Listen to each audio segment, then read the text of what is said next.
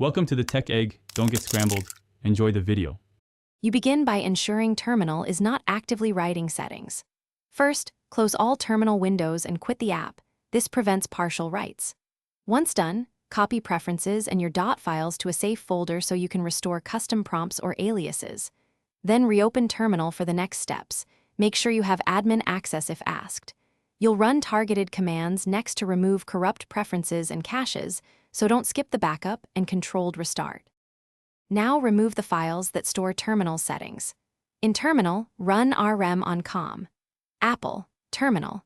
Plis to force regeneration, then remove the saved application state folder to clear Windows session data.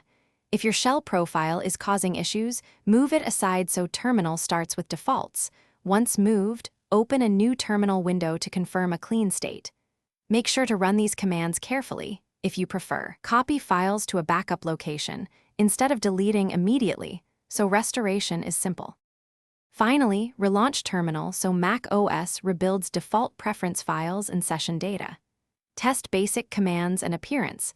If all is normal, selectively restore your .dot files from the backup to avoid reintroducing the problem.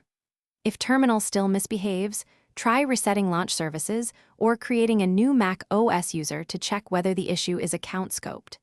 As one key troubleshooting tip, if errors persist, reinstall Mac OS command line tools with Xcode select install and verify permissions on ~library and ~directories before restoring settings. Thanks for watching. Consider subscribing if I helped unscramble your problems.